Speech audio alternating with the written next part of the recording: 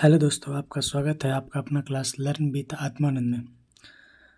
आज हम देखेंगे कंप्यूटर का चौथा चैप्टर कंप्यूटर मेमोरी। आइए सीखते हैं। कह रहा है कंप्यूटर की मेमोरी किसी कंप्यूटर के उन अवयवों, साधनों तथा रिकॉर्ड करने वाले माध्यमों को कहा जाता है जिनमें प्रोसेसिंग में उपयोग किए जाने वाले अंकीय डाटा को रखा जाता है। कंप्यूटर में मेमोरी का प्रयोग डाटा तथा प्रोग्राम को अस्थायी या अस्थायी रूप से स्टोर करने के लिए किया जाता है, जिससे किसी समय आवश्यकता अनुसार उनका उपयोग किया जा सके। मेमोरी की क्षमता मेगाबाइट में मापी जाती है। वास्तव में मेमोरी कंप्यूटर का वह भाग है जिसमें सभी डाटा और प्रोग्राम स्टोर किए जाते हैं। यदि यह भाग ना हो तो कंप्यूटर को दिया जाने वाला कोई भी डाटा तुरंत नष्ट हो जाएगा। इसलिए इस भाग का महत्व स्पष्ट है। कह रहा है कि कंप्यूटर का जो मेमोरी है, तो कंप्यूटर का मेमोरी कंप्यूटर का वह भाग है जिसमें कंप्यूटर का सभी डाटा और प्रोग्राम जो है स्टोर रहता है। कह रहा है कंप्यूटर के मेमोरी का क्षमता किस में मापा जाता है? मेगाबाइट में। कंप्यूटर के मेमोरी का क्षमता किस में मापा जाता है? मेगाबाइट में।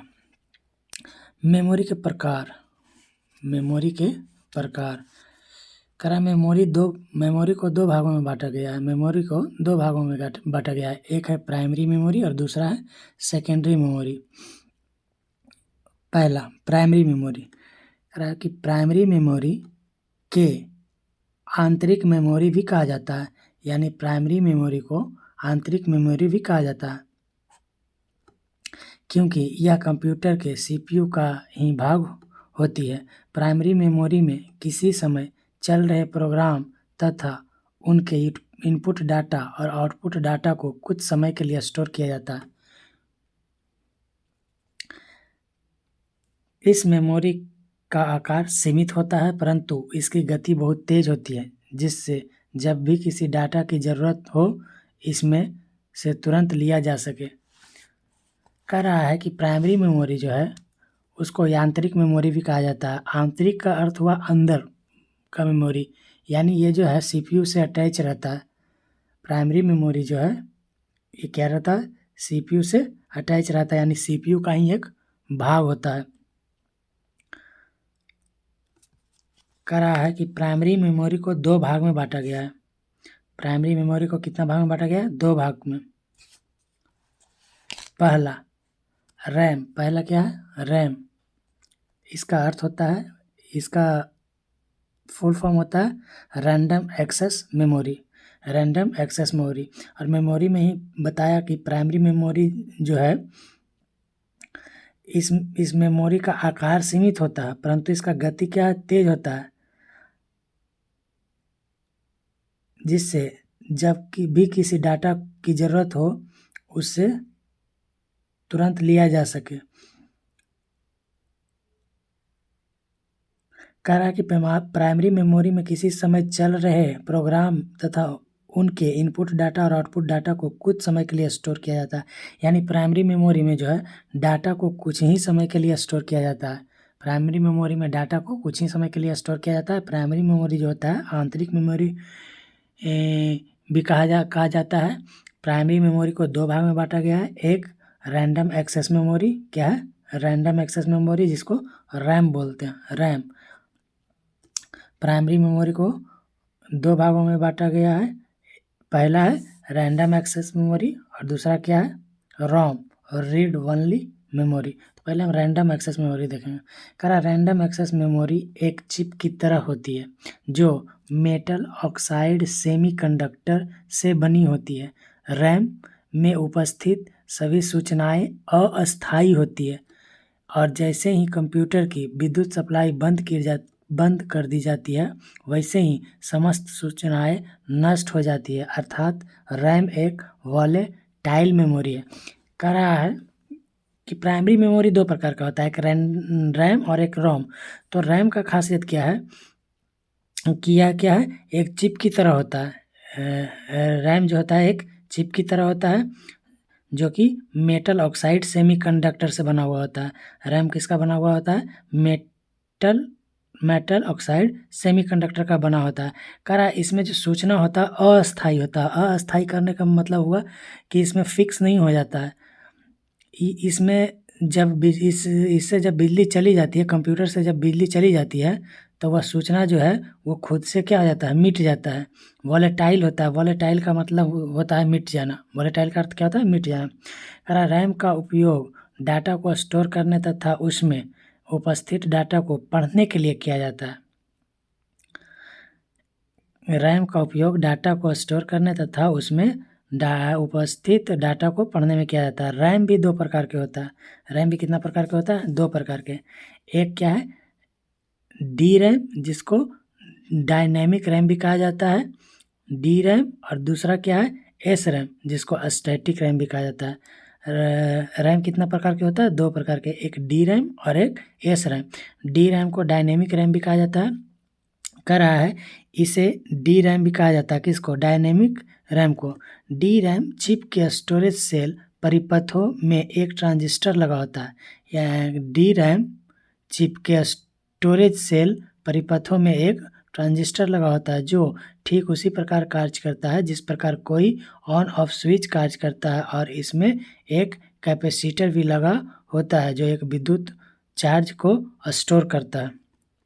दूसरा है एस रैम यानी स्टैटिक रैम। इससे एस रैम भी कहते हैं। इसमें डाटा तब तक संचित रहता है जब तक विद्युत सप्लाई ऑन रहती है। स्टैटिक रैम में स्टोरेज सेल परिपथों में एक से अधिक ट्रांजिस्टर लगे होते हैं। इसमें कैपेसिटर नहीं लगा होता है। डी रैम में कैपेसिटर लगा होता है लेकिन स्टैटिक रैम में कैपेसिटर नहीं लगा होता है। कह रहा स्टैटिक रैम अधिकतर कैसे मेमोरी की तरह उपयोग किया जाता है? डायनेमिक रैम की तुलना में स्टैटिक रैम अधिक महंगा होता है। कह रहा मेमोरी हम लोग पढ़ें कि मेमोरी जो है कंप्यूटर का वह भाग है जिसमें सभी डाटा या प्रोग्राम को क्या किया जाता है? स्टोर किया जाता है। अब मेमोरी 2 प्रकार के होते हैं, एक प्राइमरी मेमोरी और एक सेकेंडरी मेमोरी। तो प्राइमरी मेमोरी किसको कहते हैं? तो जो सीपीयू से जुड़ा हुआ रहता है उसको प्राइमरी मेमोरी कहते हैं। प्राइमरी मेमोरी को आंतरिक मेमोरी भी कहते हैं। प्राइमरी मेमोरी जो है 2 प्रकार के होते हैं, एक रैम और एक रोम। तो रैम हम लोग पढ़ें कि रैम एक चिप की तरह होती है जो कि मेटल ऑक्साइड सेमीकंडक्टर का बना हुआ होता है। इसमें सूचना जो है अस्थायी होता है। किसमें? रैम में सूचना जो है अस्थायी होता है। वोलेटाइल होता है यानी ये भुला जाता है। वोलेटाइल का मतलब भुला जाता है। जैसे ही बिजली कटा तो इसके बाद इसको पता नहीं रहता है कि क्या हो रहा था। जैसे कि हम लोग मान लीजिए कि MS वर्ड यूज कर रहे होंगे या MS पेंट यूज कर रहे होंगे और डायरेक्ट लाइन कट गया, बिजली चला गया कंप्यूटर से, तो वो चीज़ फिर दोबारा नहीं रहता है, वो ख़त्म हो जाता है कंप्यूटर स्टार्ट करने पर। और रैम 2 प्रकार के होता है। रैम भी कितने प्रकार के होता है? 2 प्रकार का, एक डायनेमिक रैम और एक स्टैटिक रैम। तो डायनेमिक रैम को डी रैम कहा जाता है। इसका शॉर्ट फॉर्म क्या है? डी रैम है। कह रहा है कि इसमें एक ट्रांजिस्टर लगा होता है और कैपेसिटर भी लगा होता है। एक ट्रांजिस्टर भी लगा होता है और कैपेसिटर भी लगा होता है। लेकिन एस रैम में ट्रांजिस्टर लगा होता है, कैपेसिटर नहीं लगा होता है। और डायनेमिक रैम की अपेक्षा एस रैम जो है या स्टैटिक रैम है वो ज़्यादा उपयोग किया जाता है और ज़्यादा अधिक क्षमता वाला होता है और महंगा होता है। कौन? S RAM, static RAM. अब आगे आया रोम। क्या है आगे? क्या देखना है? रोम। रोम का फुल फॉर्म क्या होता है? Read only memory. Read only memory. कह रहा है रीड ओनली मेमोरी में उपस्थित डाटा तथा निर्देश अस्थायी होते हैं जिस कारण इन्हें केवल पढ़ा जा सकता है परंतु इन्हें डाटा और निर्देश में परिवर्तित करना संभव नहीं है। रोम में उपस्थित अस्थायी प्रोग्राम को बायोस कहा जाता है। डाटा और निर्देश के अस्थायी होने के कारण कंप्यूटर की विद्युत सप्लाई बंद होने पर भी चिप में भरी सूचनाएं संरक्षित रहती है। अर्थात रोम नॉन वोलेटाइल मेमोरी है। रोम का उपयोग सभी प्रकार के इलेक्ट्रॉनिक उपकरणों जैसे calculator, video game, digital camera आदि में किया जाता है। कह रहा है रोम का जो फुल फॉर्म है क्या है, रीड ओनली मेमोरी। रोम का फुल फॉर्म क्या है, रीड ओनली मेमोरी। कह रहा है इसमें जो डाटा रहता है वो कैसा कैसा रहता है, अस्थाई रहता है। रीड ओनली मेमोरी में जो डाटा रहता है वो कैसा रहता है, अस्थाई रहता है, जिसके कारण इसको सिर्फ क्या किया जाता है, पढ़ा जा सकता है। इसको क्या किया जा सकता है, पढ़ा जा सकता है। डाटा और निर्देश में परिवर्तन नहीं किया जा सकता है। रीड ओनली मेमोरी में यानी रोम में जो है डाटा को परिवर्तित नहीं किया जा सकता है। कह रहा है रोम में उपस्थित अस्थाई प्रोग्रामों को बायोस कहा जाता है। यानी रीड ओनली मेमोरी में जो प्रोग्राम रहता है अस्थाई रूप से, उसको क्या बोलते हैं, बायोस बोलते हैं। क्या बोलते हैं, बायोस बोलते हैं। डाटा और निर्देश को अस्थाई होने के कारण कंप्यूटर की विद्युत सप्लाई बंद होने पर भी चिप में भरी सूचनाएं संरक्षित रहती है। यानी कंप्यूटर बंद होने पर भी रोम में जो डाटा उपस्थित रहता है वो वहीं रह जाता है, वो डिलीट नहीं होता है, नॉन वोलेटाइल होता है, यानी इसमें डिलीट नहीं होता है। इसका जो डाटा रहता है डिलीट नहीं होता है। और रोम कहाँ कहाँ प्रयोग किया जाता है, तो कैलकुलेटर में, वीडियो गेम में, डिजिटल कैमरा में प्रयोग किया जाता है। रोम निम्न प्रकार के होते हैं। रोम भी कई प्रकार के होते हैं। तो देखिए पहला है क्या है, पी रोम। कह रहा है पी रोम जो है यह प्रोग्रामर रीड ओनली मेमोरी है। यानी इसका जो फुल फॉर्म हुआ पी रोम का, तो इसका फुल फॉर्म हुआ प्रोग्रामर रीड ओनली मेमोरी। कह रहा प्रोग्रामर पी रोम या प्रोग्रामर रीड ओनली मेमोरी का संक्षिप्त नाम है। यह एक ऐसी मेमोरी है जिसमें एक प्रोग्राम की सहायता से सूचनाओं को अस्थायी रूप से स्टोर किया जाता है। जब इस मेमोरी में कोई सूचना स्टोर करनी होती है तो एक उपकरण जिसे पी रोम प्रोग्राम या वर्नर कहा जाता है की आवश्यकता होती है। रोम मेमोरी को भी केवल एक बार ही प्रोग्राम द्वारा भरा जा सकता है। रोम की तरह यह भी अस्थाई होती है और बाद में इसे बदला नहीं जा सकता। कर रहा है पी रोम जो है इसको प्रोग्रामेबल रीड ओनली मेमोरी कहते हैं। पी रोम को प्रोग्रामेबल रीड मेमोरी कहते हैं।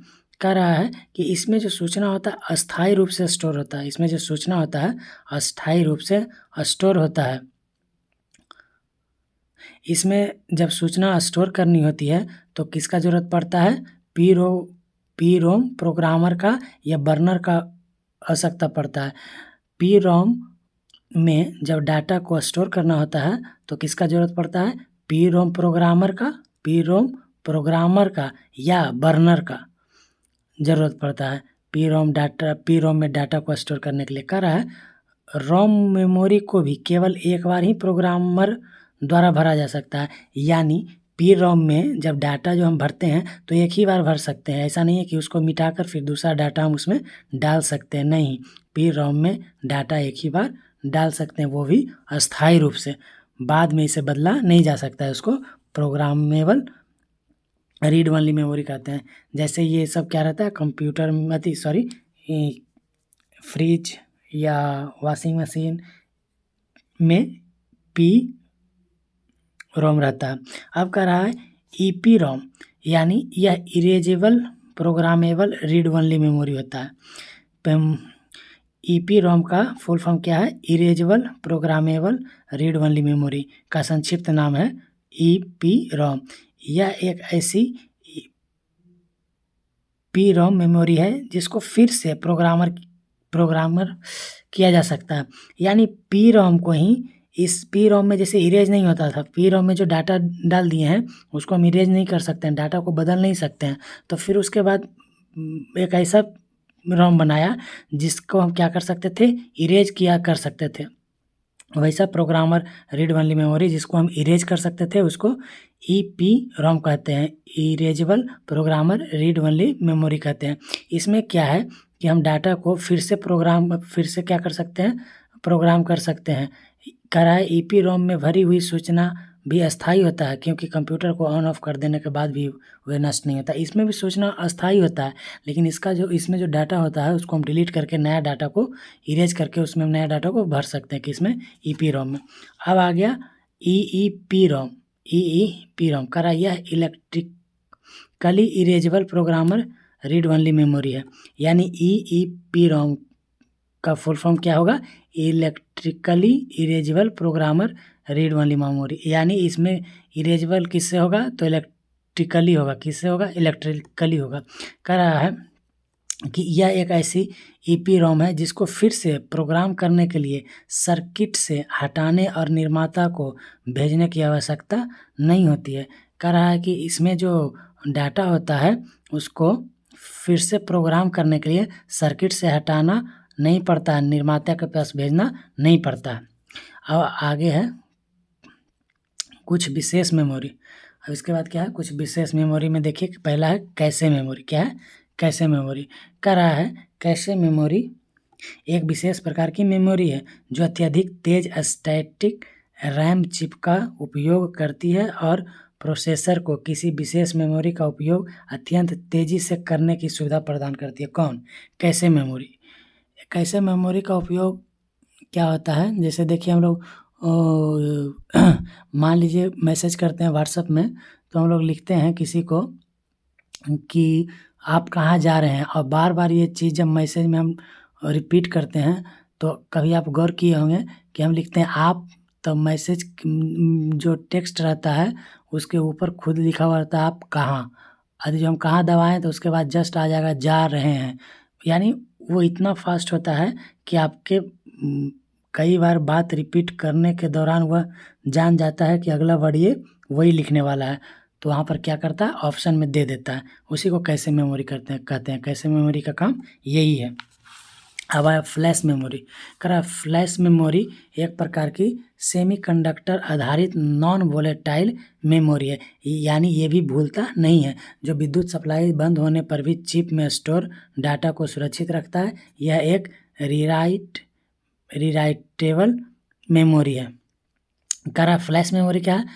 तो कह रहा है कि फ्लैश मेमोरी एक प्रकार की सेमीकंडक्टर आधारित नॉन वोलेटाइल मेमोरी है, यानी ये भी भूलता नहीं है। वोलेटाइल मतलब नहीं भूलता है। कंप्यूटर बंद होने पर इसका डाटा लुप्त नहीं होता, गायब नहीं होता है। जो विद्युत सप्लाई होने पर बंद होने पर भी चिप में स्टोर डाटा सुरक्षित रह जाता है। कह रहा है यह एक रीराइटेबल मेमोरी है, यानी रीराइटेबल मेमोरी का कहने का मतलब हुआ इसमें से डाटा को हटाकर नया डाटा हम भर सकते हैं। फिर आया वर्चुअल मेमोरी। वर्चुअल मेमोरी क्या है? तो वर्चुअल मेमोरी एक काल्पनिक मेमोरी क्षेत्र है। वर्चुअल मेमोरी एक काल्पनिक मेमोरी क्षेत्र है। वर्चुअल मेमोरी सीपीयू के निर्देश अस्थायी रूप से स्टोर करती है। यह मेन मेमोरी की स्टोरेज क्षमता को बढ़ाती है, जिससे कंप्यूटर की कार्य क्षमता बढ़ जाती है। वर्चुअल मेमोरी क्या है? यह एक काल्पनिक मेमोरी क्षेत्र है। वर्चुअल मेमोरी सीपीयू के निर्देश अस्थायी रूप से स्टोर करता है। स्थायी रूप से स्टोर ये भी नहीं करता है। ये क्या करता है? अस्थायी रूप से स्टोर करता है। यह मेन मेमोरी के स्टोरेज क्षमता को बढ़ाती है, जिससे कंप्यूटर की कार्य क्षमता बढ़ जाती है। ये सारा का सारा क्या था? कौन सा मेमोरी था? तो प्राइमरी मेमोरी था। ये सारा का सारा प्राइमरी मेमोरी था। अब सेकेंडरी मेमोरी देखते हैं। कह रहा है secondary memory. Secondary memory CPU के बाहर होती है। सेकेंडरी मेमोरी जो होता है वो सीपीयू से क्या होता है? बाहर होता है, इसलिए इसे बाह्य या ऑक्सिलरी मेमोरी भी कहते हैं। सेकेंडरी मेमोरी को क्या कहते हैं? बाह्य मेमोरी और ऑक्सिलरी मेमोरी। कह रहा है कंप्यूटर की मुख्य मेमोरी बहुत महंगी होने तथा बिजली बंद कर देने पर उनमें रखी अधिकतर सूचनाएं नष्ट हो जाने के कारण न तो हम उसे इच्छानुसार बढ़ा सकते हैं और न हम उसमें कोई सूचना अस्थायी रूप से स्टोर कर सकते हैं। इसलिए हमें सहायक मेमोरी का उपयोग करना पड़ता है। इसमें एक ही कमी है कि इन माध्यमों में डाटा को लिखने तथा पढ़ने में समय बहुत लगता है।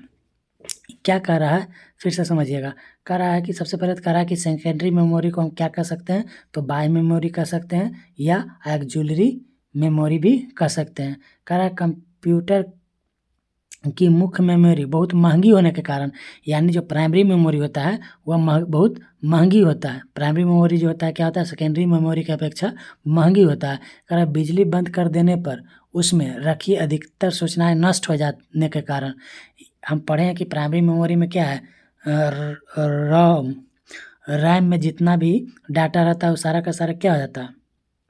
डिलीट हो जाता है, अस्थायी होता है, तो वो भी दिक्कत होता है उसके कारण। और क्या है? महंगा होता है, उसके कारण हमको क्या करना पड़ता है? एक सेकेंडरी मेमोरी लगाना पड़ता है। बाहर से मेमोरी उसमें इच्छानुसार क्या करते हैं? लगाते हैं। और प्राइमरी मेमोरी है उसको हम बढ़ा भी नहीं सकते हैं, ये भी एक कारण है कि जिसके कारण हम लोग सेकेंडरी मेमोरी यूज करते हैं। कह रहा है कि इसमें एक ही कमी है कि इन माध्यमों में डाटा को लिखने तथा पढ़ने में समय बहुत लगता है, यानी सेकेंडरी मेमोरी में प्राइमरी मेमोरी की अपेक्षा समय अत्यधिक लगता है। जैसे कोई भी चीज़ हम सेकेंडरी मेमोरी से खोलते हैं, कोई भी डाटा ओपन करते हैं तो डाटा ओपन करने में समय लगता है, ये सेकेंडरी मेमोरी में फेच करना पड़ता है।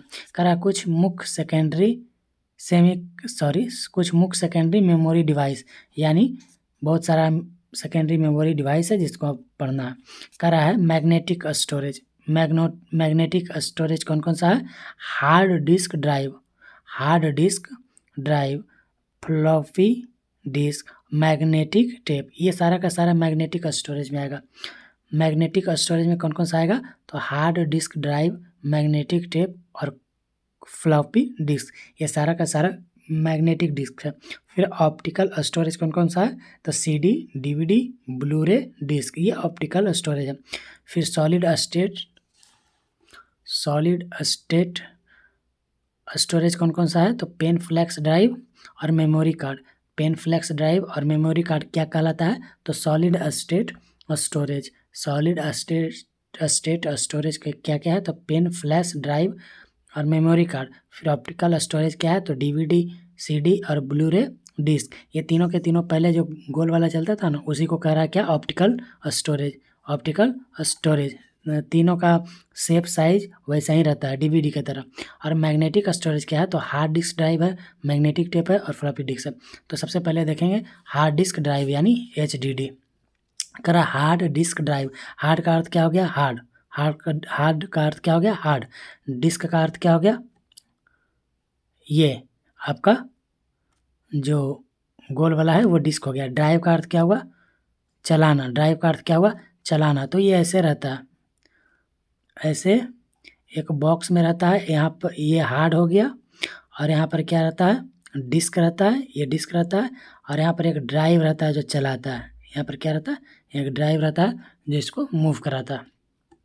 कर रहा है हार्ड डिस्क ड्राइव को फिक्स्ड डिस्क भी कहते हैं। इसकी गति 3600 चक्र प्रति मिनट होता है, यानी 1 मिनट में 3600 चक्र होता है। इसकी गति क्या है? 3600 चक्र प्रति मिनट होती है। ये कई आकारों और क्षमताओं में मिलती है, लेकिन इनकी बनावट तथा कार्यप्रणाली लगभग एक ही होता है। कह रहा है कि इसमें एक स्प्लिंडर शामिल होता है जो non magnetic flat circular disc को रखता है, जिसे फ्लैटर कहा जाता है। प्रत्येक फ्लैटर के लिए 2 रीड राइट हेड की आवश्यकता होती है, जो फ्लैटर की सूचना को पढ़ने तथा लिखने के लिए उपयोग किया जा सकता है।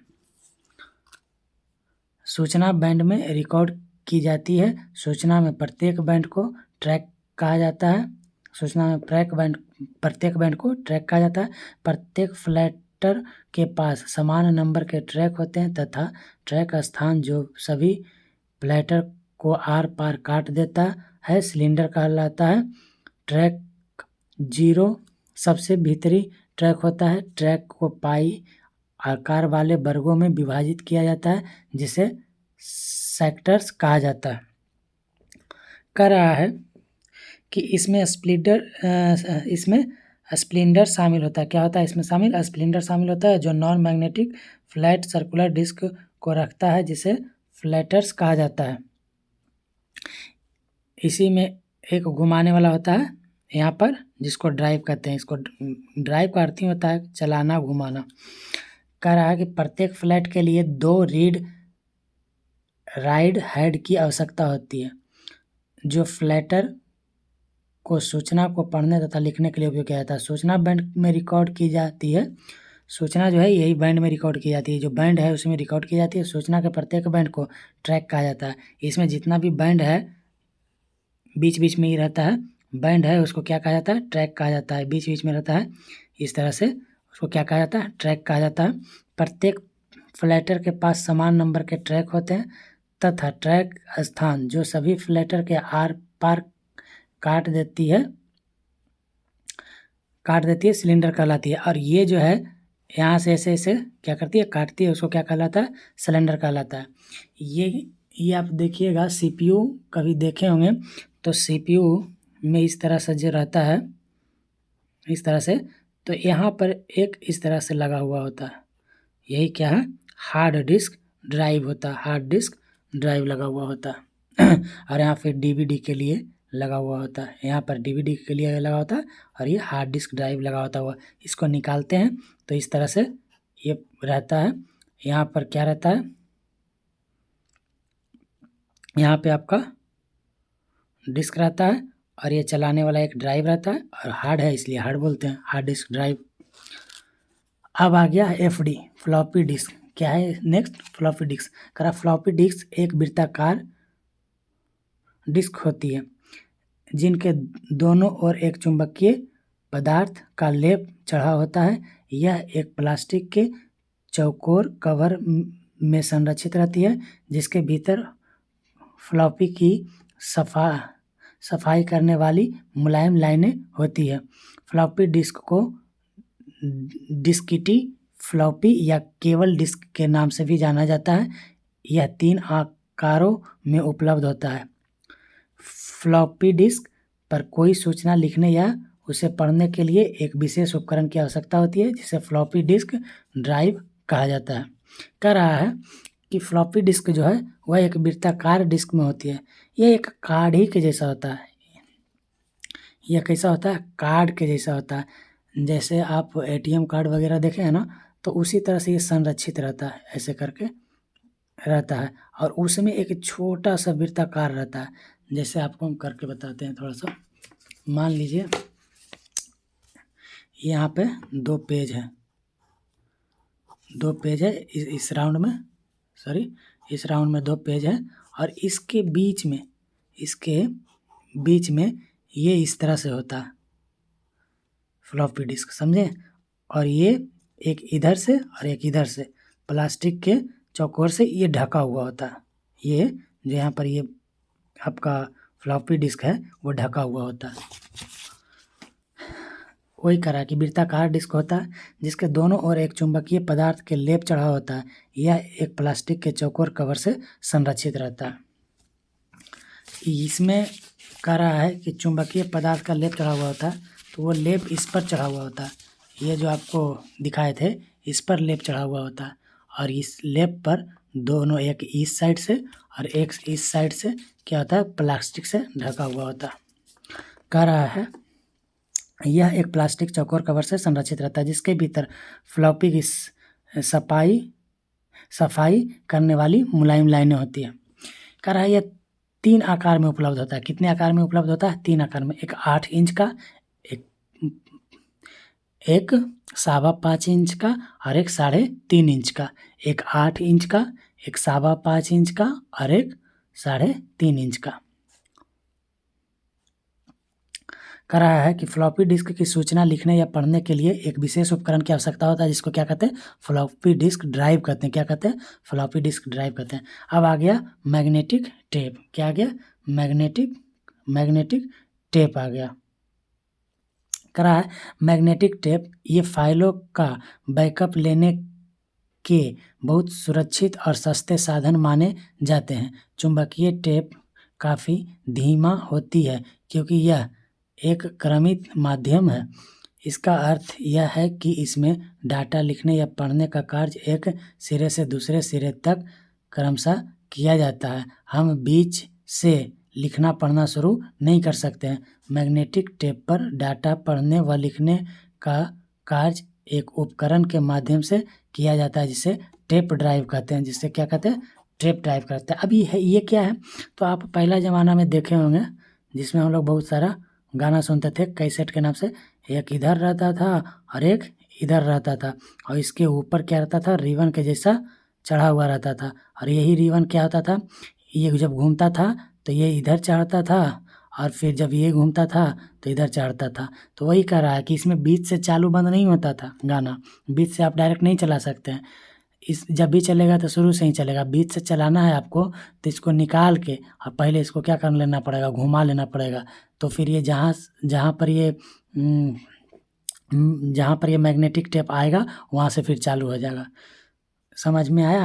ये जो पहला चलता था भाई, पहले इस तरह से जो रहता था, 2 गो गोल, इधर भी गोल, मैग्नेटिक टेप, इसको टेप ड्राइव कहा जाता है। बीच में सबसे शुरू में 2007-8 में इसका टेप ड्राइव चला था, छोटा सा, इतना सा चला था, इतना सा चला था।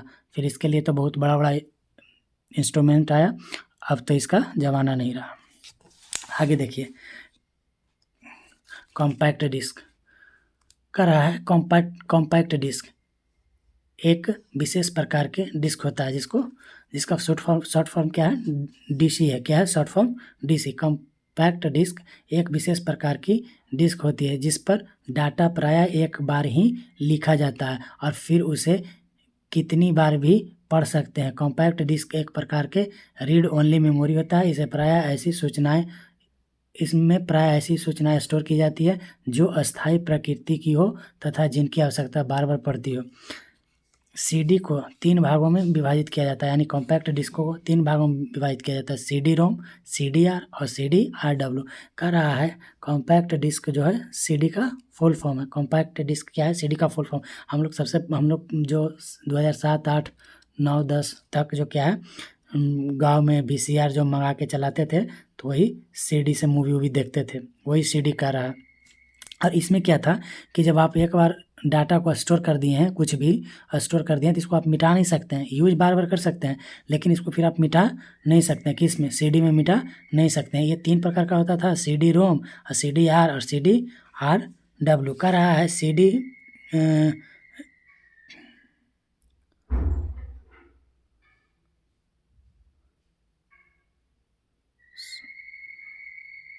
का रहा है यहाँ पर एक बात बहुत अच्छा कर रहा था कि यह एक विशेष प्रकार का डिस्क है जिस पर डाटा प्राय एक बार ही लिखा जा सकता है, फिर उसे कितनी बार भी पढ़ सकते हैं। कॉम्पैक्ट डिस्क एक प्रकार का रीड ओनली मेमोरी है। कैसा है?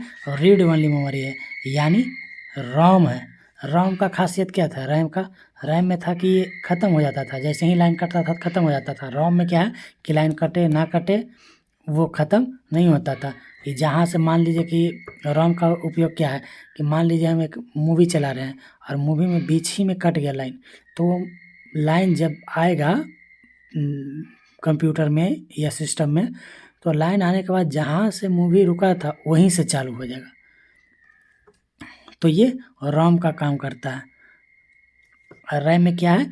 लाइन कटने पर भूल जाता है, वोलेटाइल होता है, लेकिन रोम में नॉन वोलेटाइल होता है। तो वही कह रहा है कि कॉम्पैक्ट डिस्क जो है नॉन वोलेटाइल का काम करता है, यानी रोम की तरह काम करता है। अब आया डिजिटल वीडियो डिस्क, यानी डीवीडी, डिजिटल वीडियो डिस्क। ये इसका अर्थ है डीवीडी का फुल फॉर्म क्या है? Digital video disc. कह रहा है डिजिटल वीडियो डिस्क सीडी का एक अन्य विकसित रूप है, यानी सीडी का ही एक अन्य विकसित रूप क्या है? डीवीडी। इसकी स्टोरेज क्षमता 2 गीगाबाइट या अधिक भी हो सकता है, यानी इसका जो क्षमता होता है 2 गीगाबाइट और या इससे अधिक भी हो सकता है। इस पर डाटा लिखने या उसे पढ़ने के लिए एक विशेष ड्राइव होता है जिसे डीवीडी ड्राइव कहते हैं। डीवीडी ड्राइव कहा जाता है। इसे डिजिटल वर्सेटाइल डिस्क के रूप में भी जाना जाता है। इसका मुख्य उपयोग वीडियो और डाटा को स्टोर करना होता है। डिजिटल वीडियो डिस्क या आकार कॉम्पैक्ट डिस्क के समान ही होता है, यानी सीडी के समान ही होता है, ये भी गोली होता है लेकिन ये 6 गुना अधिक डाटा स्टोर कर सकता है, यानी ये सीडी से 6 गुना डाटा अधिक स्टोर कर सकता है। कौन? डीवीडी। कह रहा है डीवीडी को 3 भागों में विभाजित किया जाता है, इसको भी डीवीडी रोम, डीवीडी आर और डीवीडी आरडब्ल्यू। अच्छा, डीवीडी रोम का फुल फॉर्म क्या है? तो digital video disc read only memory, यानी रोम। फिर डीवीडी आर का मतलब क्या है? Digital video disc recordable. फिर क्या है? डीवीडी आरडब्ल्यू का मतलब डिजिटल वीडियो डिस्क रिजाइटेबल। अब आ गया ब्लू रे डिस्क, यानी बीडी। ब्लू रे डिस्क का अर्थ क्या होता है? बीडी। ये भी क्या होता है? सीडी के ही आकार का होता है। इसमें सिर्फ इसको जब देखिएगा तो इसमें ब्लू बहुत सारा ब्लू रे रहेगा। कह रहा है ब्लू रे डिस्क यह एक ऑप्टिकल डिस्क स्टोरेज माध्यम है। ब्लू रे डिस्क जो है ये क्या है? ऑप्टिकल डिस्क रे माध्यम है जिसे मानक डीवीडी प्रारूप का स्थान लेने के लिए बनाया गया। यानी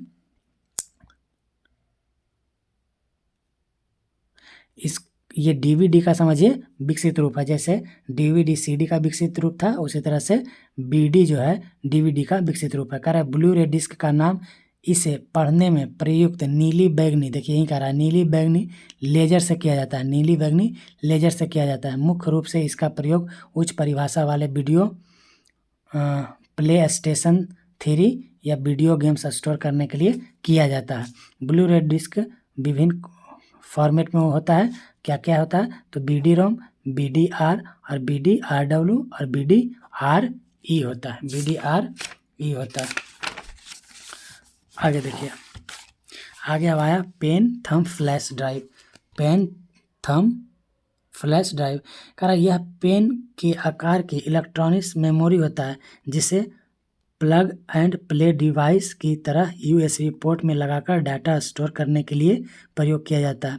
यह एक अस्थायी या नॉन वोलेटाइल सेकेंडरी मेमोरी का उदाहरण है जिसमें विद्युत सप्लाई ऑफ यानी बंद होने पर भी डाटा स्टोर रहता है। इसका आकार इतना छोटा होता है कि इसे एक स्थान से दूसरे स्थान पर आसानी से ले जाया जाता है।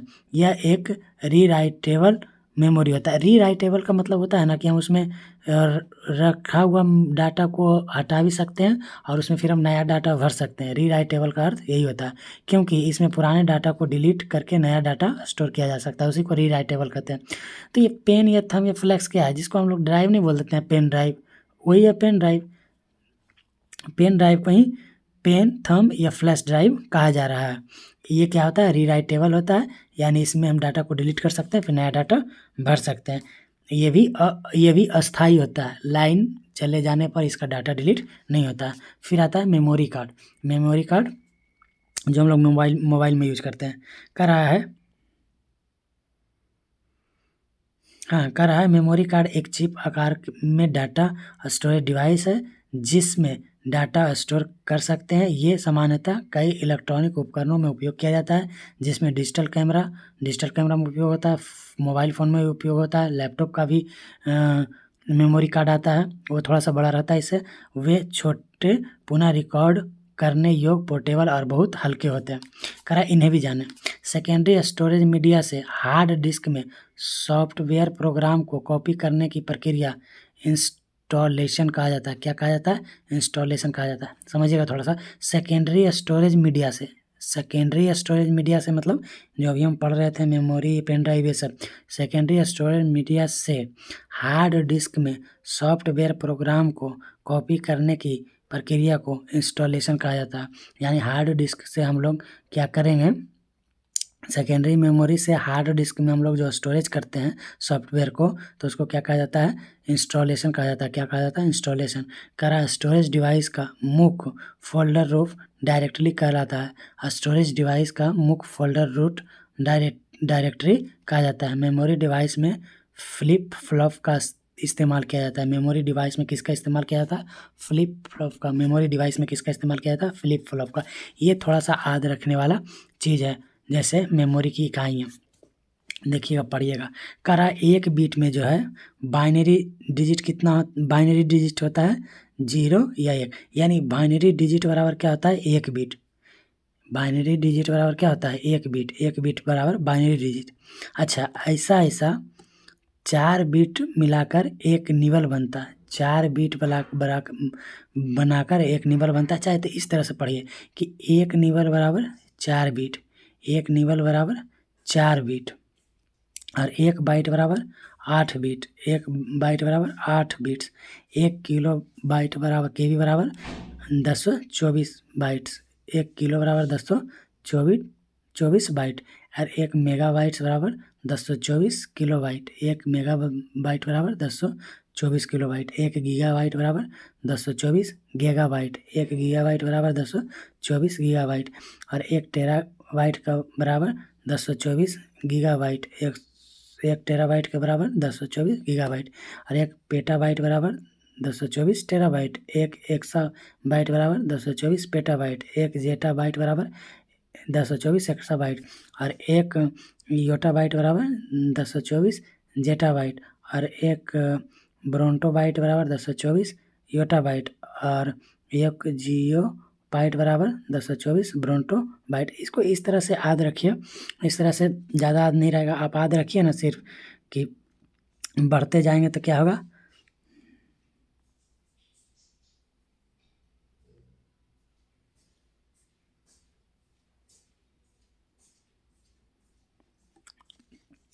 ऐसे याद रखिए कि निवल बाइनरी, निवल, बाइट, किलोबाइट, मेगाबाइट, गीगा, टेरा, पेटा, एक्सा, जेटा, योटा, ब्रोंटो बाइट और जियो बाइट। निवल, बाइट, किलोबाइट, निवल, बाइट, किलो, मेगा, गीगा, टेरा, पेटा, एक्सा, जेटा, योटा, ब्रोंटा। अब इधर से क्या याद रखिएगा, निवल में याद रखिएगा बिट, निवल में 4 बिट। फिर इधर क्या याद रखिएगा, बिट, इधर भी याद रखिएगा बिट, निवल और बिट में बिट याद रखिएगा, बाइट में बिट याद रखिएगा। बाकी किलो के बाद क्या याद रखिएगा, जो ऊपर रहेगा, ऊपर इधर उसको क्या करेंगे, घटाते हुए जाएंगे। जैसे 1 किलो बाइट बराबर 1024 बाइट्स, 1 किलो बाइट बराबर 1024 बाइट। फिर यहाँ मेगा आ गया ना, तो 1 मेगा बराबर ऊपर वाला 1024 किलो बाइट, 1 मेगा बाइट बराबर 1024 किलो बाइट। फिर 1 गीगा बाइट बराबर 1024 गीगा बाइट। इस तरह से याद रखिएगा, मेगा बाइट सॉरी, इस तरह से याद रखिएगा। कर रहा है नोट्स, बीट सबसे छोटी मेमोरी इकाई होती है। बीट्स जो है क्या, सबसे छोटी मेमोरी इकाई होती है। बीट्स जो है सबसे छोटी मेमोरी इकाई होती है। जीपीओ बाइट सबसे बड़ी मेमोरी इकाई होती है। जीपीओ बाइट्स जो है सबसे बड़ी मेमोरी इकाई होती है। यानी सबसे छोटा बीट होता है। सबसे छोटा क्या होता है, बीट होता है। उससे बड़ा क्या होता है, बीट्स होता है। उससे बड़ा क्या होता है, बाइट होता है। बाइट से बड़ा क्या होता है, किलो बाइट होता है। किलो बाइट से बड़ा क्या होता है, मेगा बाइट होता है। मेगा बाइट से बड़ा क्या होता है, गीगा बाइट। गीगा बाइट से टेरा, टेरा से पेटा, पेटा से एक्सा, एक्सा से जेटा, जेटा से योटा, योटा से ब्रोंटो, जीटो। एक बार याद करके देखते हैं, याद करिएगा। निवल बाइट, किलो बाइट, निवल बाइट, निवल बाइट, किलो, मेगा, गीगा, टेरा, पेटा, एक्सा, जेटा, योटा, ब्रोंटो, जियो। निवल बाइट, किलो, मेगा, गीगा, टेरा, पेटा, एक्सा, जेटा, योटा, ब्रोंटो, जियो। चलिए अब आगे देखते हैं। कर रहा है क्लाउड कंप्यूटिंग। क्लाउड कंप्यूटिंग क्या है, आजकल हम लोग जो है हार्ड डिस्क में जो प्राइमरी मेमोरी और सेकेंडरी मेमोरी में हम लोग क्या करते हैं, स्टोर करते हैं डाटा को। और उससे जब एक बार खो जाता है तो हम लोग को फिर डाटा प्राप्त नहीं हो सकता है। तो इसके लिए हम लोग आजकल देखते हैं कि गूगल ड्राइव या फोटोशॉप में फोटो ड्राइव में हम लोग क्या करते हैं, डाटा को स्टोर कर देते हैं। और वो जो डाटा होता है वो एक जगह से, मान लीजिए कि कोई मोबाइल, लैपटॉप, कंप्यूटर से वो हट भी जाता है तो हम किसी दूसरे सिस्टम के माध्यम से उसको हम ला सकते हैं उस डाटा को। तो वही कंप्यूटिंग कहती, क्लाउड कंप्यूटिंग कहलाता है। देखिए पढ़ते हैं। क्लाउड कंप्यूटिंग यह क्लाउड कंप्यूटिंग एक इंटरनेट आधारित कंप्यूटिंग है जिसमें कंप्यूटर और अन्य डिवाइस के लिए अनुरोध पर डाटा और रिपोर्ट्स शेयर किए जाते हैं। यह एक ऐसी तकनीक है जिसके माध्यम से यूजर अपने कंप्यूटर के ड्राइव के साथ साथ इंटरनेट पर भी अपना डाटा सुरक्षित कर सकता है। यदि भविष्य में यूजर का कोई डाटा कंप्यूटर से डिलीट हो जाता है तो वह उसे क्लाउड कंप्यूटर के माध्यम से प्राप्त कर सकता है। क्लाउड परियोजना के प्रकार। क्लाउड परियोजना के विभिन्न प्रकार हैं, जैसे देखिएगा, संपत्ति को प्रबंधित करने और सुरक्षित करने के लिए संगठन की क्षमता के आधार पर वर्गीकृत 3 प्रकार के क्लाउड परियोजना 3 प्रकार के हैं। पहला देखिए, पब्लिक क्लाउड तीसरे पक्ष द्वारा प्रबंधित क्लाउड सर्विस प्रोवाइडर है जो सभी को इंटरनेट पर क्लाउड सेवाएं प्रदान करते हैं। ये आईटी इंफ्रास्ट्रक्चर लागत को कम करने के लिए समाधान प्रदान करते हैं। पब्लिक क्लाउड के साथ सभी हार्डवेयर, सॉफ्टवेयर और अन्य सहायक इंफ्रास्ट्रक्चर क्लाउड प्राइवेट प्रोवाइडर द्वारा व्यवस्थित किया जाता है। यानी पब्लिक क्लाउड जो हम लोग यूज करते हैं वो पब्लिक क्लाउड हो गया। अब ये आ गया प्राइवेट क्लाउड। प्राइवेट क्लाउड, इसमें क्लाउड कंप्यूटिंग संसाधनों का प्रयोग किसी विशेष व्यवसाय संगठन के लिए किया जाता है। प्राइवेट क्लाउड सिस्टम के लिए मुख्य रूप से उपयोगी होता है जिसमें कंप्यूटर रिसोर्स ही संगठन के अंतर्गत नियंत्रित और संचालित होता है।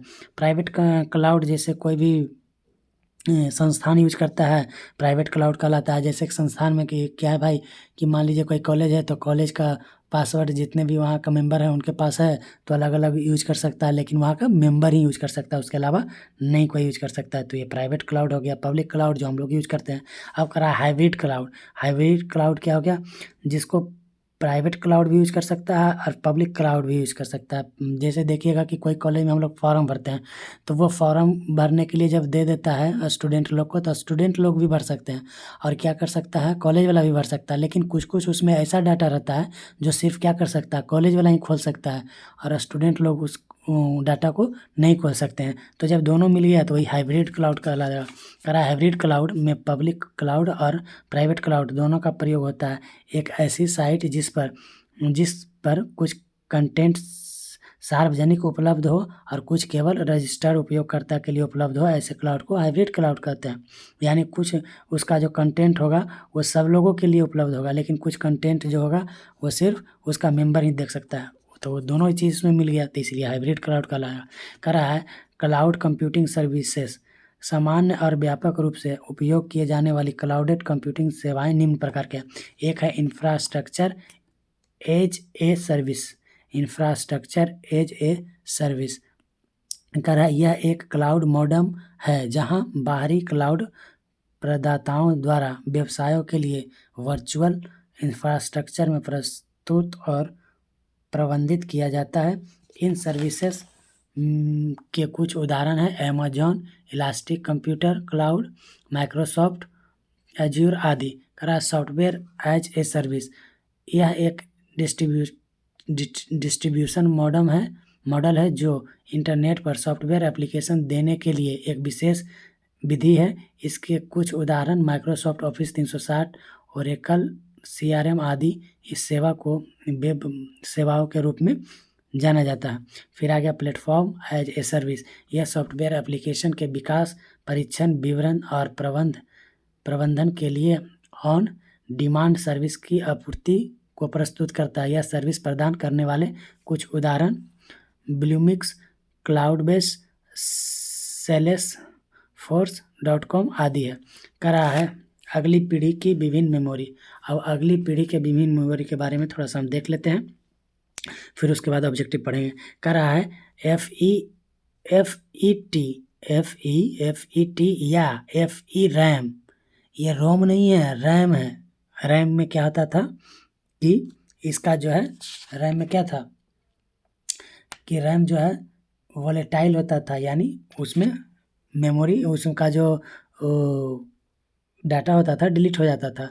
तो कह रहा है FET या FE रैम अगली पीढ़ी की फेरो इलेक्ट्रिक मेमोरी है। अगली पीढ़ी की फेरो इलेक्ट्रिक मेमोरी क्या है, तो FE रैम या FET। कह रहा है नैनो ट्यूब रैम। वर्षों के अनुसंधान एवं विकास में नैनो ट्यूब रैम को डी रैम को विस्थापित करने के लिए प्रयोग किया जा रहा है। अन्य एक ही डिवाइस पर कार्बन नैनो ट्यूब और अगली पीढ़ी की मेमोरी विकसित कर रहे हैं। फेज चेंज मेमोरी यानी PCM phase change memory PCM device को शिपिंग के बाद इंटेल एक नया वर्जन तैयार कर रहा है। कौन कर रहा है, इंटेल। क्या चीज़, PCM डिवाइस को शिपिंग के बाद। कर रहा है री रैम भविष्य में वर्जन AI ऐप के लिए तैयार हो रहा है। यह AI ऐप के लिए तैयार हो रहा है कौन, री रैम। फिर कर रहा है स्पिन ऑर्बिट टॉर्क यानी M RAM. Spin orbit torque spin RAM को अगली पीढ़ी के M रैम S रैम को बदलने के लिए लक्षित है। यानी S रैम और M रैम जो था उसको बदलेगा कौन, स्पिन ऑर्बिट टॉर्क। आगे अब हम लोग क्या देखेंगे, तो ऑब्जेक्टिव देखेंगे। आइए, कह रहा है मेमोरी की मात्रा मापी जाती है, किस में मापी जाती है, तो मेगाबाइट में। मेमोरी की मात्रा किस में मापी जाती है, मेगाबाइट में। मेमोरी की मात्रा किस में मापी जाती है, मेगाबाइट में। CPU वर्तमान में जिन प्रोग्राम और डाटा को प्रोसेस कर रहा है उन्हें स्टोर करने के लिए किस कंप्यूटर मेमोरी का प्रयोग किया जाता है? तो इंटरनल मेमोरी। कह रहा है CPU वर्तमान में जिन प्रोग्राम और डाटा को प्रोसेस कर रहा है, यानी जिस समय वह काम करते रहता है, तो उस समय वह किस में स्टोरेज करता है? तो इंटरनल मेमोरी में ही स्टोरेज करता है।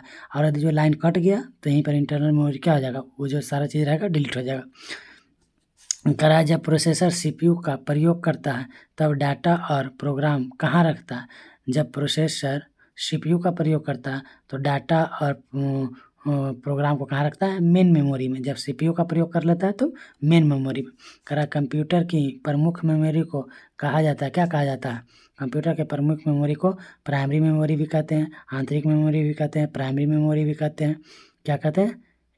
इनमें से सबको कहते हैं प्राथमिक मेमोरी, प्राइमरी मेमोरी, आंतरिक मेमोरी और फिर प्राइमरी मेमोरी कहते हैं। कंप्यूटर के प्रमुख मेमोरी यही है जो कि CPU से जुड़ा हुआ होता है।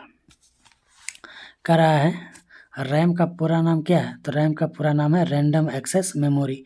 रैंडम एक्सेस मेमोरी ये क्या है? लाइन कटने पर इसमें जो डाटा रहता है वो खत्म हो जाता है। रैम निम्नलिखित में से किसका उदाहरण है? तो रैम क्या है? वोलेटाइल है। वही वोलेटाइल मतलब भूला जाने वाला मेमोरी। रैम में स्टोर की गई सूचना वोलेटाइल मानी जाती है, जिसका अर्थ क्या है? अस्थायी रूप से नहीं, केवल अस्थायी रूप से स्टोरेज होता है। यानी इसका जो डाटा रहता है वो अस्थायी रूप से स्टोरेज रहता है। कह रहा है कि रैम के बारे में निम्नलिखित में से कौन सा कथन असत्य है यानी गलत है? कह रहा है रैम हार्ड डिस्क स्टोरेज के समान होता है। नहीं, हार्ड डिस्क स्टोरेज के मतलब हुआ कि बाहर से जो हम मेमोरी लगाते हैं उसके समान होता है, तो नहीं, ये उसके समान नहीं होता है। क्यों? क्योंकि हार्ड डिस्क स्टोरेज में अस्थायी रूप से डाटा होता है, लेकिन रैम में अस्थायी रूप से डाटा नहीं होता है। यही क्या है? गलत है। यही क्या है? गलत है। इसमें कह रहा है रैम हार्ड डिस्क के स्टोरेज के समान होता है, जबकि ऐसा नहीं है। हार्ड डिस्क के स्टोरेज अलग होता है, वो अस्थायी होता है। रैम में स्टोरेज अस्थायी होता है। कह रहा है यदि प्रयोक्ता को CPU में तत्काल उपलब्ध सूचना की ज़रूरत हो तो यह खाली स्थान स्टोर की जानी चाहिए। तो रैम में ये कह रहा है यदि प्रयोक्ता को CPU में तत्काल उपलब्ध सूचना की ज़रूरत हो तो यह रैम स्टोरेज की जाननी चाहिए। कह रहा है खाली स्थान कंप्यूटर की मेमोरी है जहां सूचना अस्थायी रूप से संग्रहित होता है जब इसे प्रोसेसर द्वारा एक्सेस किया जाता है। किसमें? रैम में। इतना बार बताया है कि रैम में क्या है? अस्थायी होता है। कौन सी मेमोरी टेम्पोररी मेमोरी की तरह प्रयोग होता है? तो वोलेटाइल। वोलेटाइल में क्या होता है? भूला जाता है, टेम्पोररी ही रहता है उसमें। कह रहा है डी रैम का लाभ क्या है? तो डी रैम क्या होता है? एस रैम से सस्ता होता है, क्योंकि एस रैम फास्ट भी होता है और एस रैम क्या है? महंगा होता है। इसीलिए डी रैम जो है एस रैम से सस्ता होता है। डी का मतलब ही होता है नीचा। डी का मतलब क्या होता है? नीचा। किससे नीचा है? तो एस रैम से नीचा है, ऐसे याद रखिएगा। निम्न में से किस मेमोरी चिप की गति अधिक तेज होता है? कौन सा मेमोरी चिप का गति अधिक तेज होता है? तभी हम पढ़े हैं कि एस रैम से क्या होता है? सस्ता होता है डी रैम, और क्या होता है? धीमा भी होता है। तो यहाँ पर कह रहा है कौन अधिक गति से होगा? तो कौन अधिक गति होगा? एस रैम ही अधिक गति होगा। डी रैम क्या होगा? उससे कम क्षमता वाला होगा और सस्ता भी होगा। कह रहा है कंप्यूटर में स्थित अस्थायी मेमोरी को निम्न में से क्या कहते हैं? अस्थायी मेमोरी को क्या कहते हैं? तो रोम कहते हैं। अस्थायी मेमोरी को क्या कहते हैं? तो रोम कहते हैं। और अस्थायी क्या कहते हैं? तो रैम कहते हैं। आगे कह रहा है रीड ओनली मेमोरी यानी रोम की कौन सी विशेषता उसे उपयोगी बनाती है? तो कह रहा है रोम में डाटा को खतरा नहीं होता है। रोम में जो डाटा होता है उसका खतरा नहीं होता। बिजली ना होने पर भी वह उसमें रहता है। किस में? रोम में। और रैम में क्या होता है? बिजली ना रहने पर चला जाता है। जब आप पहले एक कंप्यूटर को ऑन करते हैं तब CPU में संग्रहित निर्देशों का प्रयोग में लाने के लिए पहले से तैयार होता है। कौन तैयार होता है? तो रोम। कौन तैयार होता है? तो रोम, क्योंकि रोम ही में सारा डाटा स्टोरेज रहता है कंप्यूटर से बिजली कटने के बाद भी। कह रहा है पी रोम का पूरा नाम क्या है? तो पी रोम का programmable read only memory. P ROM का पूरा नाम क्या है? तो प्रोग्रामर रीड ओनली मेमोरी। कह रहा है सूचना और संचार तकनीकी के क्षेत्र में EEPROM का पूरा नाम क्या है? तो electrically erasable programmer read only memory. पहले पी रोम के बाद आया था EPROM। पी रोम में थोड़ा सा इरेज कर सकते थे, इसीलिए EP रोम आया था। फिर उसके बाद क्या आया, इलेक्ट्रिकली इरेज कर सकते थे, इसीलिए EEPROM आया। इसका फुल फॉर्म क्या होगा, electrically erasable programmer read only memory. कह रहा है जब इसमें बिजली बंद हो जाती है तो मेमोरी के कंटेंट गुम नहीं होते हैं। किस में गुम नहीं होता है, तो रोम में गुम नहीं होता है, EEPROM में गुम नहीं होता है और EEPROM में गुम नहीं होता है। तो ये तीनों तो रोम ही है ना, इसीलिए आंसर क्या होगा, सभी। करा कैश मेमोरी के माध्यम स्थित होता है, क्या होता है, तो CPU तथा रैम, CPU तथा रैम। क्यों, क्योंकि बताया ना कि कैश मेमोरी भी क्या है, कैश मेमोरी जब मान लीजिए हम कोई चीज़ सर्च करते हैं बार बार, तो नेक्स्ट बार जब हम सर्च करते हैं तो मान लीजिए जो वर्ड हम सर्च किए हैं बार बार और वही वर्ड हम इस बार भी सर्च करने वाले होते हैं, तो उसका ऑप्शन पहले से ही दिया हुआ रहता है कि आप ये सर्च किए हुए हैं तो इसको फिर से आप सर्च कर लीजिए, वही कैश मेमोरी होता है। यानी ये भी टेम्परेरी मेमोरी होता है। तो ये क्या होता है, CPU तथा रैम के मध्य स्थित होता है, यानी बीच में होता है। कह रहा है एक छोटे आकार की वॉलेटाइल मेमोरी, वॉलेटाइल मतलब जो भुला जाता है, जो प्रोसेसर के लिए उच्च गति को डाटा एक्सेस करती है। निम्नलिखित में से कौन एक बार इस्तेमाल किया जाने वाला डाटा रखने में उपयोग की गई मेमोरी का एक प्रकार है, तो कौन है, कैश है, कौन है, कैश है। वही चीज़ समझाया अच्छा से कि एक छोटे आकार की वॉलेटाइल मेमोरी जो प्रोसेसर के लिए उच्च गति का डाटा एक्सेस करती है, यानी तुरंत वो बताता है कि आपको ये सर्च करना है क्या। निम्नलिखित में से कौन एक बार इस्तेमाल किया जाने वाला डाटा रखने में उपयोग की गई मेमोरी का एक प्रकार है, यानी इस्तेमाल जो डाटा हम करते हैं उसको वो रखे हुए रहता है। कौन रखे हुए रहता है, कैश मेमोरी। करा अस्थायी रूप से संग्रहित डाटा के लिए उपयोग किया जाने वाला शब्द क्या है, तो कैश डाटा। वही अस्थायी रूप से संग्रहित मतलब जमा किए हुए जाने वाला डाटा, तो अस्थायी रूप से ये जमा होता है, तो क्या होता है इसका आंसर, कैश डाटा। क्या होगा, कैश डाटा। निम्नलिखित में से कौन सी अच्छी उच्च गति वाली सेमीकंडक्टर मेमोरी है जो CPU को गति दे सकती है, तो कौन है, कैश मेमोरी है। कौन है, कैश मेमोरी है। कौन है, कैश मेमोरी। करा फ्लैश मेमोरी कार्ड को खाली स्थान समझा जाता है। इसका अर्थ है कि जब आप फ्लेयर को बंद करेंगे तो आपका डाटा खत्म नहीं होगा, तो नॉन वॉलेटाइल। इसका अर्थ ही हो गया जिसमें डाटा खत्म नहीं होगा वो नॉन वॉलेटाइल है, जिसमें डाटा खत्म होगा वो वॉलेटाइल। करा हुआ तकनीक जो मेन मेमोरी को वास्तविक साइज को बढ़ा देती है क्या कहलाता है, वर्चुअल स्टोरेज। क्या कहलाता है, वर्चुअल स्टोरेज। निम्न में से किसमें भौतिक रूप से विद्यमान एड्रेस से अधिक मेमोरी एड्रेस होते हैं, किसमें, वर्चुअल मेमोरी में। किसमें, वर्चुअल मेमोरी में। निम्नलिखित में से कौन सा कथन सेमीकंडक्टर मेमोरी के बारे में सत्य है, तो सत्य क्या है, तो इसे सत्य विद्युत की आवश्यकता नहीं होता, किसमें, सेमीकंडक्टर मेमोरी में। आगे कह रहा है कंप्यूटर का कौन सा भाग सूचना को स्टोर करने में सहायक होता है, कौन सा होता है, डिस्क ड्राइव होता है। क्या होता है, डिस्क ड्राइव सूचना को स्टोर करने में उपयोग होता है। कह रहा है डिस्क को ट्रैकों और सेक्टरों में विभाजित करने की प्रक्रिया को क्या कहते हैं, फॉर्मेटिंग कहते हैं। क्या कहते हैं, फॉर्मेटिंग कहते हैं। डिस्क को ट्रैकों और सेक्टरों में विभाजित करने की प्रक्रिया को क्या कहते हैं, फॉर्मेटिंग कहते हैं। क्या कहते हैं, फॉर्मेटिंग कहते हैं। हार्ड ड्राइव को स्टोर करने के लिए उपयोग किया जाता है, किसका उपयोग किया जाता है, अस्थायी डाटा को। हार्ड ड्राइव को स्टोर करने के लिए अस्थायी डाटा का उपयोग किया जाता है, यानी अस्थायी डाटा को ही हार्ड ड्राइव में ना उपयोग किया जाता है, अस्थायी रूप से संचित किया जाता है। करा फ्लॉपी डिस्क पर डाटा को रिंग में रिकॉर्ड करना क्या कहलाता है, तो सेगमेंट कहलाता है। क्या कहलाता है, सेगमेंट कहलाता है। फ्लॉपी डिस्क में डाटा को रिंग में, इसी में ना, इस सब में ये जो रहता है ऐसा करके, तो इसमें डाटा स्टोरेज रहता है। यहाँ पर जो रिंग जैसा रहता है उसमें रहता है, क्या कहलाता है, सेगमेंट कहलाता है। क्या कहलाता है, सेगमेंट कहलाता है। कह रहा है पर्सनल कंप्यूटर के लिए सबसे प्रचलित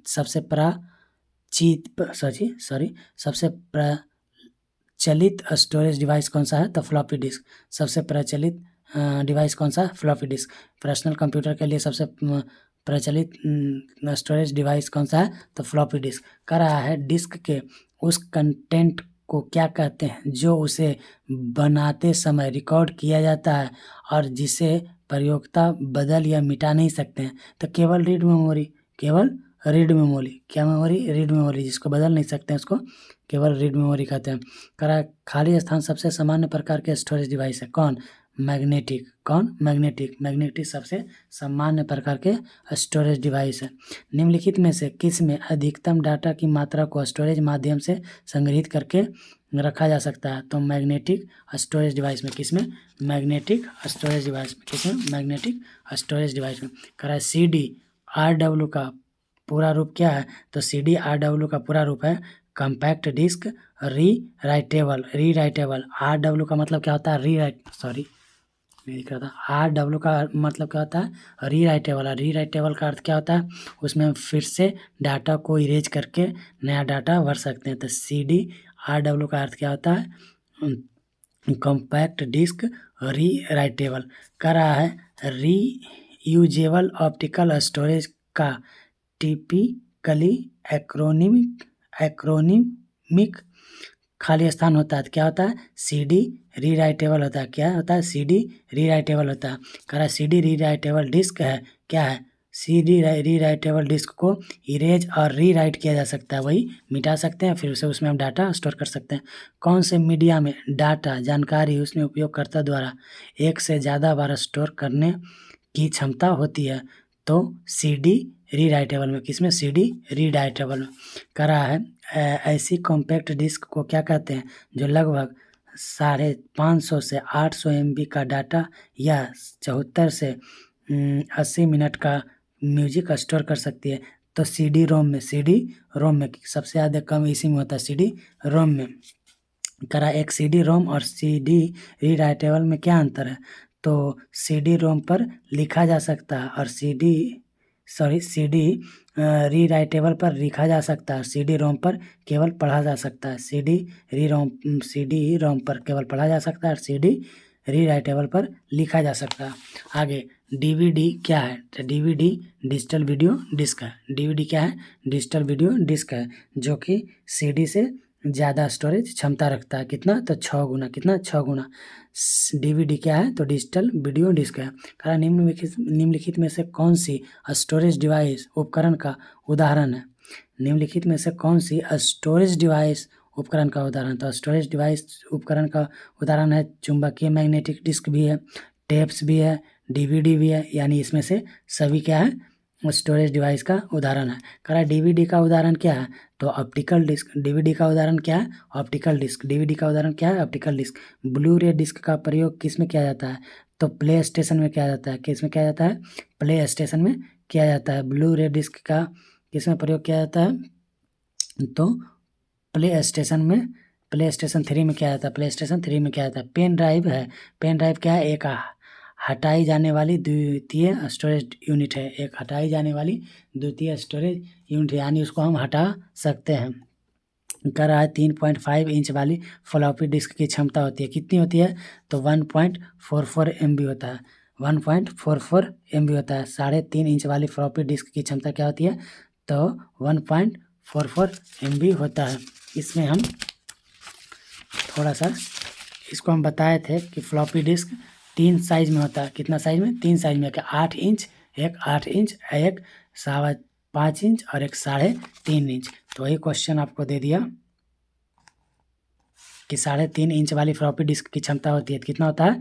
1.44 MB होता है। 1.44 MB होता है। 1.44 MB होता है। कहता है स्टोरेज डिवाइस निम्न में से कौन सी नहीं है? यानी इसमें से कौन सा स्टोरेज डिवाइस नहीं आता? CD भी है, DVD भी है, फ्लॉपी डिस्क भी है, हार्ड डिस्क भी है, प्रिंटर नहीं है। प्रिंटर आउटपुट डिवाइस है। कह रहा स्टोरेज डिवाइस का मुख्य फोल्डर क्या कहलाता है? तो स्टोरेज डिवाइस का मुख्य फोल्डर क्या कहलाता है? बताइए। स्टोरेज डिवाइस का मुख्य फोल्डर क्या कहता है? रूट डायरेक्टरी कहलाता है। रूट डायरेक्टरी कहलाता है। स्टोरेज डिवाइस का मुख्य फोल्डर क्या कहलाता है? रूट डायरेक्टरी कहलाता है। कह रहा है एक बीट से अभिप्राय है। एक बीट से क्या अभिप्राय है? डिजिटल सूचना की सबसे छोटी इकाई है एक बीट क्या है? डिजिटल सूचना की सबसे छोटी इकाई क्या है? बीट। एक बीट। कह रहा है खाली स्थान का प्रयोग कंप्यूटर मेमोरी तथा फ्लॉपी डिस्क, CD रोम ड्राइव तथा हार्ड ड्राइव की संग्रह क्षमता को मापने के लिए किया जाता है। किसमें? वाइट्स में। किसमें? वाइट्स में। किसमें? वाइट्स में। बीट्स में नहीं, बीट्स में अंतर है। किसमें मापा जाता है? वाइट्स में। खाली स्थान का प्रयोग कंप्यूटर मेमोरी तथा फ्लॉपी डिस्क, CD रोम तथा हार्ड ड्राइव के संग्रह क्षमता को मापा जाता है। किसमें? वाइट्स में मापा जाता है, बीट्स नहीं, बाइट्स। कह रहा है निम्नलिखित में कौन सी वैध मेमोरी यूनिट नहीं है, वैध मेमोरी यूनिट नहीं है, तो केबी भी है, बाई भी है, पीबी भी है और बाइट भी है। आईएलबी नहीं है, आईएलबी नहीं है। निम्नलिखित में से क्या 4 बिट्स के समूह का एक और अन्य नाम है? तो निबल, एक निबल में कितना बिट्स होता है? 4 बिट्स। एक निबल में कितना बिट्स होता है? 4 बिट्स। हम लोग याद किए थे, एक निबल में कितना बिट्स होता है? 4 बिट्स। कह रहा है कंप्यूटर संक्षिप्ताकार केबी का सामान्यतः अर्थ क्या होता है? तो क्या होता है? किलोबाइट। केबी का अर्थ क्या होता है? किलोबाइट। केबी का अर्थ क्या होता है? किलोबाइट। आगे क्या है? कितने मेगाबाइट से 1 गीगाबाइट बनता है? तो 1024 मेगाबाइट से क्या बनता है? 1 गीगाबाइट बनता है। एक खाली स्थान लगभग 1 मिलियन बाइट्स का होता है, यानी 1 मेगाबाइट लगभग 1 मिलियन बाइट्स का होता है, यानी 1 मेगाबाइट बराबर 1 मिलियन बाइट्स। 1 मेगाबाइट बराबर 1 मिलियन बाइट्स होता है। खाली स्थान लगभग 1 मिलियन मेमोरी लोकेशन रिप्रेजेंट्स करता है, यानी 1 गीगाबाइट लगभग 1 बिलियन मेमोरी, गीगाबाइट जो है लगभग 1 बिलियन मेमोरी लोकेशन रिप्रेजेंट करता है। कह रहा है 1 पेंटाबाइट कितने गीगाबाइट के बराबर होता है? तो 1024 गुना 1024 गीगाबाइट। 1 पेंटाबाइट बराबर 1024 गुना 1024 गीगाबाइट होता है। कह रहा है आगे कि क्लाउड कंप्यूटिंग में डाटा को कहाँ स्टोर किया जाता है? कहाँ स्टोर किया जाता है? सर्वर में। कहाँ स्टोर किया जाता है? कोई भी सर्वर में स्टोर किया जाता है। क्लाउड कंप्यूटिंग में डाटा को स्टोर कहाँ किया जाता है? तो सर्वर में किया जाता है। कह रहा निम्नलिखित में से कौन सी क्लाउड कंप्यूटिंग की सर्विस है? तो प्लेटफॉर्म एज ए सर्विसिंग। अब आगे नेक्स्ट चैप्टर है डाटा निरूपण, यानी डाटा का निरूपण कैसे करते हैं, रिप्रेजेंटेशन कैसे करते हैं, डाटा को मापते किसमें, यही सब चीज़ है इसमें पढ़ना 5 चैप्टर में। इसको हम लोग क्या करेंगे? अगले दिन पढ़ेंगे। बाकी के लिए धन्यवाद। और हम ये बताना चाहते हैं कि देखिए, हम भी नया चालू किए हैं, तो पहले पढ़ाते थे, बीच में छोड़ दिए हैं, तो थोड़ा दिक्कत होगा। 1-2 वीडियो में मैं खुद स्वीकार करता हूँ कि दिक्कत होगा। फिर 7 साल हो गया पढ़ाना छोड़े हुए, तो फिर से स्टार्ट किए हैं, तो रीस्टार्ट में टाइम लगता है। हालांकि मैं अपेक्षा करता हूँ कि आज बहुत सुधार हुआ है पहले वीडियो की अपेक्षा। और फिर एक समय ऐसा आएगा कि जो मैं क्लास में बताऊँगा वो पूरा आपको याद हो जाएगा, इसका तो मैं फुल गारंटी दूंगा। और बताऊंगा भी वही चीज़ जो आपके लिए इम्पोर्टेंट होगा। बाकी के लिए धन्यवाद। आप स्वस्थ रहिए, आप अपना परिवार को स्वस्थ रखिए। धन्यवाद।